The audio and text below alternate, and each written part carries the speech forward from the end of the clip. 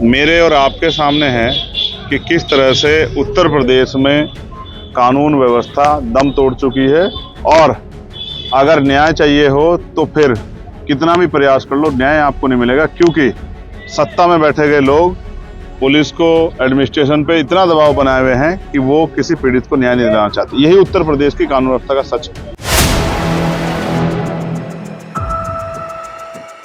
नमस्कार, 4 PM में आप सभी का स्वागत है।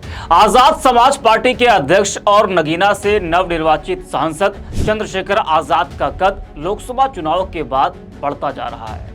उन्होंने जिस तरह से अकेले दम पर चुनाव लड़ा वो काबिले तारीफ है और उनका प्रदर्शन शानदार रहा और उनके प्रदर्शन से तमाम दलों की टेंशन भी बढ़ गई है। जी हां, बता दें कि नगीना सीट से चंद्रशेखर आजाद ने चुनाव लड़ा बिना किसी से गठबंधन किए और उन्होंने सभी को पीछे छोड़ दिया।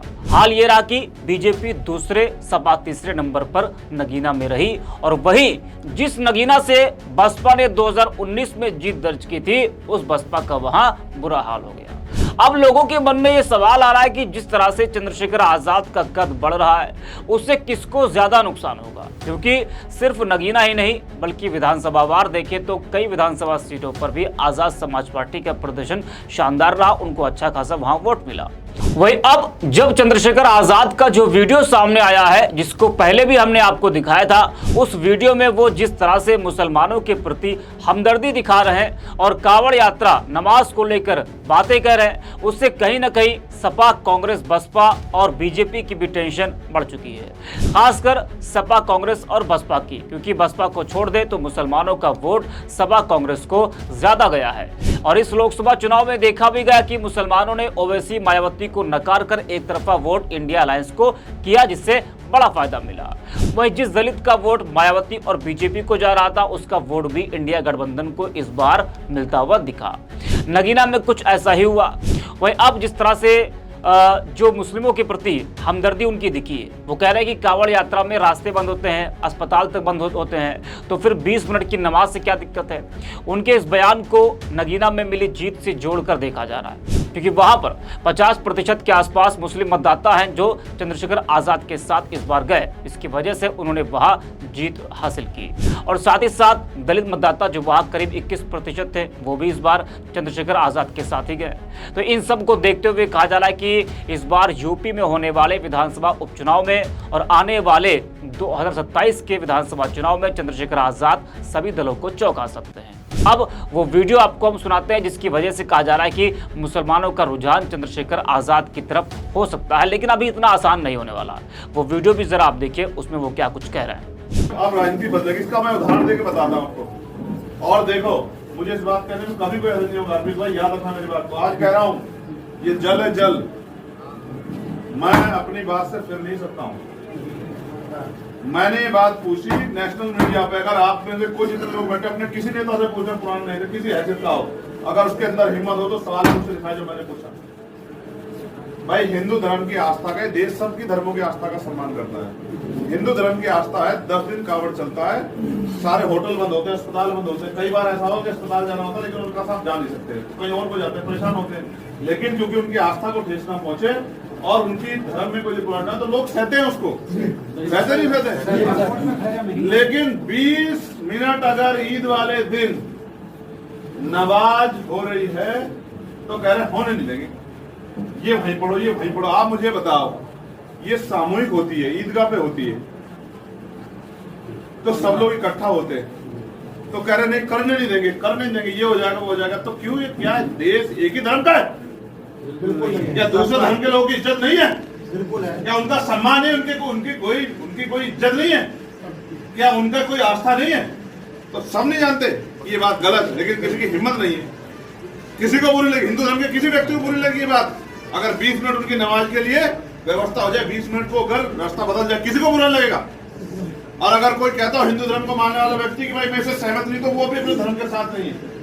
क्योंकि अगर उनका मजहब ये सिखाता हो कि किसी दूसरे को परेशान करके या उसको पीड़ा देकर खुश हो, तो ये मैं नहीं मानता इस बात को।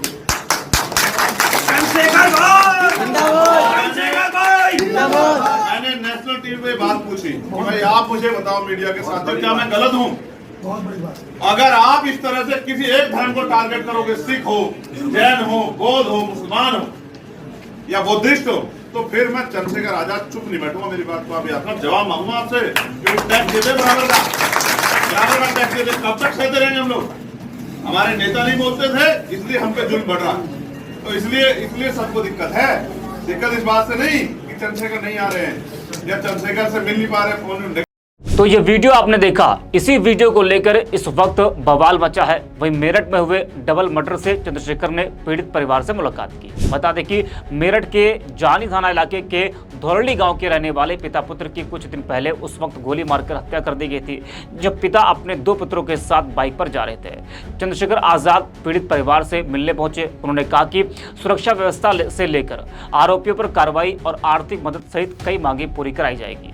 अगर परिवार की सुरक्षा नहीं की जाती है तो वह खुद परिवार को सुरक्षा देने के लिए उनके साथ रहेंगे।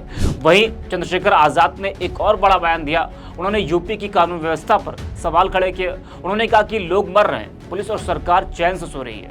वो कहते हैं कि यहाँ अगर आपको न्याय चाहिए तो यहाँ पर न्याय नहीं मिलने वाला है। क्या कुछ कहा है चंद्रशेखर ने, जरा आप भी सुनिए। देखिए, डबल मर्डर आप इस तरह समझिए, डबल नहीं ट्रिपल होते अगर वो तीसरा व्यक्ति जो अभी जिंदगी मौत के बीच लड़ रहा है, अगर वो ताकतवर ना होता। मेरे और आपके सामने है कि किस तरह से उत्तर प्रदेश में कानून व्यवस्था दम तोड़ चुकी है, और अगर न्याय चाहिए हो तो फिर कितना भी प्रयास कर लो, न्याय आपको नहीं मिलेगा। क्योंकि सत्ता में बैठे गए लोग पुलिस को, एडमिनिस्ट्रेशन पे इतना दबाव बनाए हुए हैं कि वो किसी पीड़ित को न्याय नहीं देना चाहती। यही उत्तर प्रदेश की कानून व्यवस्था का सच है। मैं ये समझता हूं कि बहुत बड़े बड़े दावे, बहुत बड़ी बड़ी जो है कसीदे पड़े जाते हैं उत्तर प्रदेश कानून व्यवस्था के बारे में, बुलडोजर, इनकाउंटर। लेकिन ये इनकाउंटर, बुलडोजर तभी दिखाई देता है जब आरोपी वंचित वर्गों में से हों। अगर आरोपी सत्ता पक्ष के लोग जुड़े हुए हों तो इन पे बुलडोजर और एनकाउंटर तो बहुत दूर की बात, उनको गिरफ्तार भी नहीं किया जाता। इस घटना में आपने देखा क्या हुआ कि पुलिस को कोर्ट में सरेंडर किया उन लोगों ने, पुलिस गिरफ्तार नहीं कर पाई और अभी भी 2 आरोपी फरार है। परिवार के हालत बुरे हैं, वो डर के साए में, उनको ये लगता है कि उनकी भी हत्या हो सकती है। लेकिन अभी पुलिस जो है वो हाथ पे हाथ धर के बैठी है। उनको उम्मीद थी, उन्होंने वीडियो जारी की थी कि भाई आके मैंने इधर है, मैं अपनी जिम्मेदारी अदा करने के लिए आया और मैं उनको विश्वास दिलाता हूँ कि मैं उनकी पूरी मदद करूंगा। लेकिन सवाल ये है कि मैं यहाँ आया तो एक घटने में था, लेकिन उसके बाद मेरे पास यही 6-7 घटनाएं मेरठ की आ गई हैं। इसका मतलब ये है कि लोग मर रहे हैं और पुलिस और सरकार जो है चैन से बढ़ के सो रही है। एक घटना जो है अभी हस्तिनापुर की आई है, एक घटना जो है अभी कंकरखेड़ा की आई है। यानी कि हर थाने में गरीब जो है उनकी हत्याएं हो रही हैं और उनकी सुनवाई करने वाला कोई नहीं। अभी मैं कोशिश करूंगा कि सदन में भी ये मामले उठे और मैं खुद जाके पीड़ित परिवार से मिलके उनकी न्याय की आवाज मजबूत करने के लिए सम्मानित अधिकारियों से मिलूंगा।